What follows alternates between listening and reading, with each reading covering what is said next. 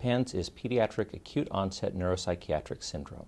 This is a syndrome where there's an acute onset of OCD, often associated with restrictive eating, that often occurs in prepubertal children. Some associated findings can also include problems like separation anxiety, which can limit the ability of the child to leave their parents and their home and their ability to go to school, significant deteriorations in school functioning, including handwriting, problems with motor issues, including tics. The most common trigger is group A strep, but there are other infections that can be associated with it, including mycoplasma pneumonia, herpes simplex, the common cold, influenza, and many other viruses.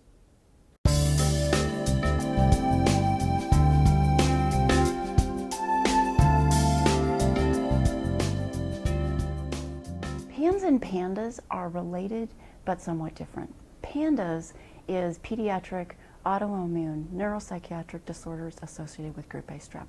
And so this is a change in behavior, new onset OCD in a prepubertal child after a strep infection. PANS is pediatric acute onset neuropsychiatric syndrome, which is similar changes but after a variety of different infections that could include influenza, mycoplasma pneumonia, and other types of infections.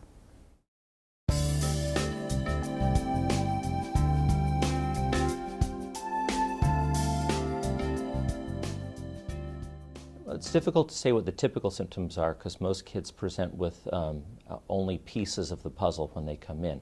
But there can be issues with mood and emotion, with severe emotional ability, problems with OCD and anxiety.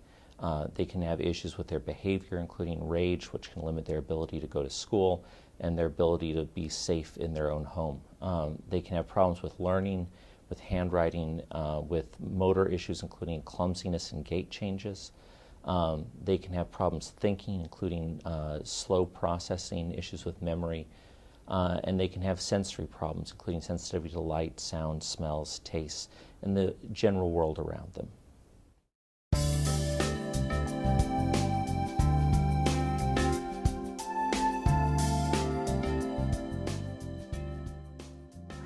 PANS is not a new diagnosis, but I think we're getting better at recognizing the pattern.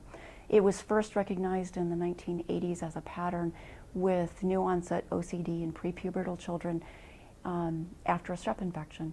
And we are now understanding more about what triggers there are and how it presents.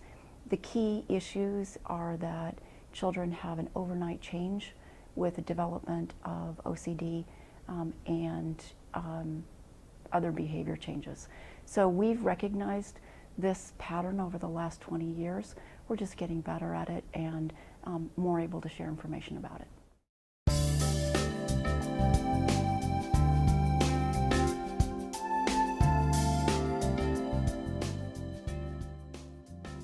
Well, PANDAS is a clinical diagnosis. There's not one definitive test or symptom that you can say makes the diagnosis and is definitely PANS or PANDAS. So you need to look at all the pieces of the puzzle that you can find.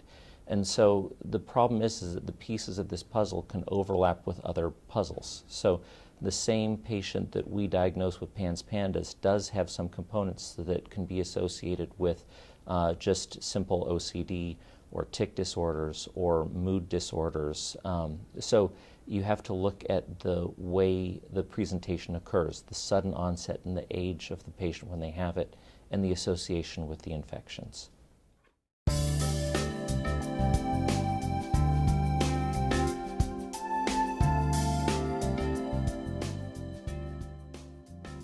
PANS-PANDAS is a challenging diagnosis because conceptually we have to recognize and appreciate that an infection or some kind of inflammation is changing the way that a child acts and functions.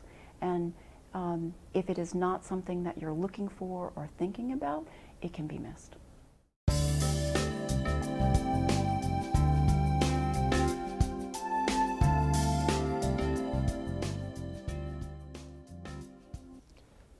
It's kind of random who gets PANS-PANDAS. It seems to be mostly school-aged children that are getting it, and it seems to be mostly children that are getting infections. But obviously all children can get infections. So It's this time association between the infection and the onset of symptoms that helps us figure out who has it.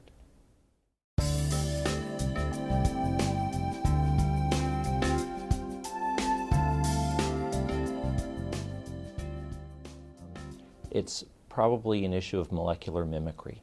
What this means is that there's a molecule inside the strep that is similar to a molecule that's inside you. And so when your immune system attacks this molecule in the strep, it's inadvertently also attacking a part of you. There are a lot of examples of molecular mimicry and how it can lead to these kinds of autoimmune reactions. Sydenham's chorea is one of them, where an antibody that you're producing against the strep also triggers motor problems. In this case, the antibody that's being produced against the strep happens to trigger changes in mood, behavior, and motor issues as well.